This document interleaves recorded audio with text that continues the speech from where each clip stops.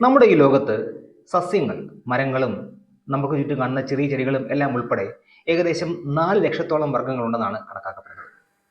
ഇത് ആഗോള ജൈവ വൈവിധ്യത്തിന്റെ ഏകദേശം 22% വരും. 3 ഫുട്ബോൾ മൈതാനങ്ങളുടെ വലുപ്പം വരുന്ന ഒരു പ്രദേശം മുഴുവൻ ഉൾക്കൊള്ളാൻ കഴിയുന്നത്ര പടർന്നു നിൽക്കുന്ന വലിയ മരങ്ങളുണ്ട്. സ്റ്റാച്യു ഓഫ് ലിബർട്ടിയേക്കാൾ ഉയരത്തിൽ വളരുന്ന മരങ്ങളുമുണ്ട്. അസാമാന്യ വലുപ്പമുള്ള ഈ ഭീമാകാരന്മാരായ സസ്യങ്ങളുടെ, മരങ്ങളുടെ തായ്തടി, വേരുകൾ, ഇലകൾ, ശിഖരങ്ങൾ എന്നിവ നിർമ്മിക്കാനായിട്ട് ടൺ കണക്കിന് വസ്തുക്കൾ ആവശ്യമുണ്ട്. ചെടികൾക്കും മരങ്ങൾക്കും അവരുടെ ശരീരം രൂപപ്പെടുത്താൻ ആവശ്യമായ വസ്തുക്കൾ എവിടെ നിന്നാണ് ലഭിക്കുന്നതെന്ന് ചിന്തിച്ചിട്ടുണ്ടോ? നമ്മൾ മിക്കവരും ചിന്തിക്കുന്നത് ഇത് മണ്ണിൽ നിന്ന് വേരിലൂടെ വലിച്ചെടുക്കുന്നതായിരിക്കുമെന്നാണ്. ആ ചിന്തയ്ക്ക് തെറ്റ് പറയാനില്ല. കാരണം മരങ്ങൾ അല്ലെങ്കിൽ സസ്യങ്ങൾ അവർക്ക് ആവശ്യമുള്ളതെല്ലാം വേരിലൂടെ മണ്ണിൽ നിന്നും ആഗിരണം ചെയ്യുന്നു എന്നാണ് നമ്മൾ ധരിക്കുന്നത്. ഒരു പരിധി വരെ അത് സത്യവുമാണ്. പക്ഷെ അതിശയിപ്പിക്കുന്ന അല്ലെങ്കിൽ നമ്മളെ ഞെട്ടിക്കുന്ന ഒരു വസ്തുത എന്താണെന്നാൽ, ഒരു മരത്തിന്റെ അല്ലെങ്കിൽ സസ്യത്തിന്റെ മൊത്തം ഭാരത്തിന്റെ 10% താഴെ മാത്രമാണ് മണ്ണിൽ നിന്ന് ലഭിക്കുന്ന വസ്തുക്കൾ ഉപയോഗിച്ചുണ്ടാക്കുന്നത്. അപ്പോൾ ബാക്കി വസ്തുക്കൾ വരുന്നത് എവിടെ നിന്നാണ്? അതിന്റെ ഉത്തരം നമ്മളെ ശരിക്കും അത്ഭുതപ്പെടുത്തും. ഈ കൗതുകമാണ് നമ്മൾ ഇന്ന് സംസാരിക്കുന്നത്. നമസ്കാരം, ചെറുതല്ല കാര്യത്തിന്റെ പുതിയ വീഡിയോയിലേക്ക് എല്ലാവർക്കും സ്വാഗതം. അപ്പോൾ നമ്മുടെ ചോദ്യം ഇതാണ്: മരങ്ങൾക്ക് അല്ലെങ്കിൽ സസ്യങ്ങൾക്ക് അവർക്ക് വളരാൻ ആവശ്യമായ വസ്തുക്കൾ എവിടെ നിന്നാണ് ലഭിക്കുന്നത്? സസ്യങ്ങൾ മണ്ണിൽ നിന്ന് വളവും വെള്ളവും പോഷണങ്ങളും ആഗിരണം ചെയ്യുന്നു എന്ന് നമുക്കറിയാം.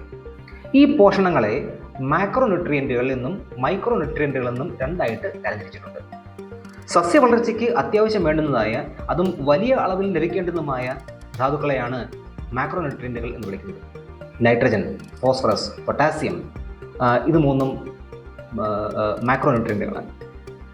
എന്നാൽ സസ്യ വളർച്ചയ്ക്ക് അത്യാവശ്യം വേണ്ടുന്നതായ, എന്നാൽ വളരെ ചെറിയ അളവിൽ മാത്രം ലഭിക്കേണ്ടുന്നതുമായ ധാതുക്കളെയാണ് മൈക്രോ ന്യൂട്രിയന്റുകൾ എന്ന് വിളിക്കുന്നത്.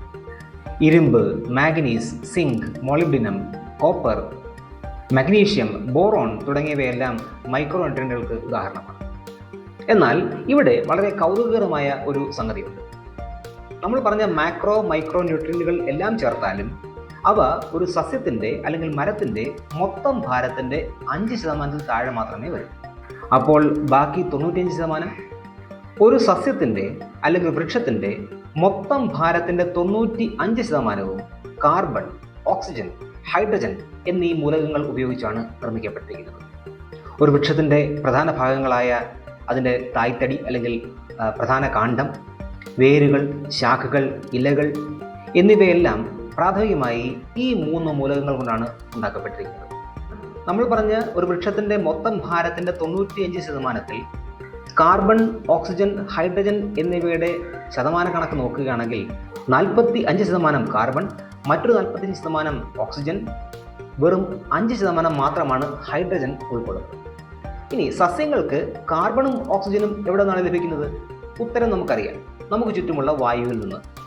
സസ്യങ്ങളിലെ കാർബണിന്റെയും ഓക്സിജന്റെയും അളവിൽ ഗണ്യമായ ഭാഗവും വരുന്നത് അന്തരീക്ഷത്തിലെ കാർബൺ ഡയോക്സൈഡിൽ നിന്നാണ്. മറുവശത്ത് വേരുകളിലൂടെ ആഗിരണം ചെയ്യപ്പെടുന്ന വെള്ളത്തിൽ നിന്നാണ് ഹൈഡ്രജൻ സസ്യങ്ങൾക്ക് ലഭിക്കുന്നത്. വെള്ളത്തിന്റെ രാസഘടന H2O ആണ് എന്ന് നമുക്കറിയാമല്ലോ. ജലത്തിൽ ഓക്സിജൻ അടങ്ങിയിട്ടുണ്ട് എങ്കിലും സസ്യങ്ങൾ അതിൻ്റെ ഒരു ചെറിയ ഭാഗം മാത്രമേ ഉപയോഗിക്കുന്നുള്ളൂ. ബാക്കിയുള്ളവ അന്തരീക്ഷത്തിലേക്ക് പുറന്തള്ളുകയും ചെയ്യും. ഇതിന് കാരണമാവുന്ന പ്രക്രിയയെ ഫോട്ടോസിന്തസിസ് അല്ലെങ്കിൽ പ്രകാശ സംശ്ലേഷണം എന്നാണ് നമ്മൾ വിളിക്കുക. ഫോട്ടോസിന്തസിസ് നടക്കാൻ സസ്യങ്ങൾക്ക് പ്രധാനമായും 3 ഘടകങ്ങൾ ആവശ്യമാണ്: കാർബൺ ഡയോക്സൈഡ്, ജലം, സൂര്യപ്രകാശം. ഫോട്ടോസിന്തസിസ് എന്ന പ്രക്രിയയിലൂടെ സസ്യങ്ങൾ പ്രാഥമികമായി ഉൽപ്പാദിപ്പിക്കുന്ന സംയുക്തമാണ് ഗ്ലൂക്കോസ്. സെല്ലുലോസ്, അന്നജം, ലിഗ്നിൻ തുടങ്ങിയ വിവിധ സങ്കീർണ സംയുക്തങ്ങൾ സൃഷ്ടിക്കാൻ ഈ ഗ്ലൂക്കോസ് ആണ് സസ്യങ്ങൾ ഉപയോഗിക്കുന്നത്. സസ്യങ്ങളുടെ ഇലകൾ, ശാഖകൾ, കാണ്ഡം അല്ലെങ്കിൽ തായ്തടി, വേരുകൾ എന്നിവ രൂപപ്പെടുത്തുന്ന നിർമ്മാണ ബ്ലോക്കുകളാണ് ഈ പറഞ്ഞ സംയുക്തങ്ങൾ. ഈ പറഞ്ഞ പ്രക്രിയയുടെ, അതായത് ഫോട്ടോസിന്തസിസിന്റെ അല്ലെങ്കിൽ പ്രകാശ സംശ്ലേഷണത്തിന്റെ ഉപോൽപ്പന്നമാണ് അഥവാ ബൈ പ്രോഡക്റ്റ് ആണ് ഓക്സിജൻ. ഫോട്ടോസിന്തസിസ് നടക്കുമ്പോൾ സസ്യങ്ങൾ അന്തരീക്ഷത്തിൽ നിന്ന് കാർബൺ ഡയോക്സൈഡ് ആഗിരണം ചെയ്യുകയും തിരിച്ച് അന്തരീക്ഷത്തിലേക്ക് ഓക്സിജൻ പുറന്തള്ളുകയും ചെയ്യുമെന്നറിയാമല്ലോ. ഇവിടെ ഒരു പ്രധാന കാര്യം ഓർക്കാനുള്ളത്, ഫോട്ടോസിന്തസിസ് നടക്കുമ്പോൾ സസ്യങ്ങൾ പുറന്തള്ളുന്ന ഓക്സിജൻ ഉണ്ടാവുന്നത് അല്ലെങ്കിൽ വരുന്നത് കാർബൺ ഡയോക്സൈഡ് വിഘടിപ്പിച്ചല്ല, ജലം വിഘടിപ്പിച്ച് ഉണ്ടാകുന്നതാണ്. അതിനാൽ ഫോട്ടോസിന്തസിസിൽ സസ്യങ്ങൾ കാർബൺ ഡയോക്സൈഡിൽ അടങ്ങിയിരിക്കുന്ന ഓക്സിജൻ നിലനിർത്തുകയും ജലത്തിൽ അടങ്ങിയിരിക്കുന്ന ഓക്സിജൻ പുറന്തള്ളുകയും ചെയ്യും. ചുരുക്കത്തിൽ ഒരു ചെടിയുടെ ഭാരത്തിൻ്റെ 90% അന്തരീക്ഷത്തിൽ നിന്നും നേരിട്ട് വലിച്ചെടുക്കുന്ന കാർബൺ ഡയോക്സൈഡിൽ അടങ്ങിയിരിക്കുന്ന കാർബൺ, ഓക്സിജൻ എന്നിവയിൽ നിന്നാണ് വരുന്നത്. അതുകൊണ്ടാണ് വളരെ കുറഞ്ഞ അളവിൽ മാത്രം വളം ഉപയോഗിച്ചുകൊണ്ട് സസ്യങ്ങൾക്ക് വളരെയധികം വളരാൻ കഴിയുന്നത്. ദ്രവരൂപത്തിൽ വളരെ കുറഞ്ഞ അളവിൽ മാത്രം പോഷണം കൊടുത്തുകൊണ്ട് സസ്യങ്ങളെ വളർത്തി ആദായമെടുക്കുന്ന കാർഷിക വൃത്തിയായ ഹൈഡ്രോപോണിക്സ് രീതികളിൽ എങ്ങനെ കുറഞ്ഞ ഇൻപുട്ടിലൂടെ ഇത്രമാത്രം സസ്യങ്ങളെ വളർത്തുന്നു എന്ന് നിങ്ങൾ അതിശയിച്ചിട്ടുണ്ടോ? അതിന് കാരണം ഇതാണ്.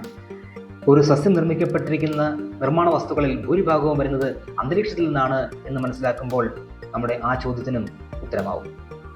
മറ്റൊരു വിഷയവുമായിട്ട് അടുത്ത വീഡിയോയിൽ നമുക്ക് വീണ്ടും കാണാം.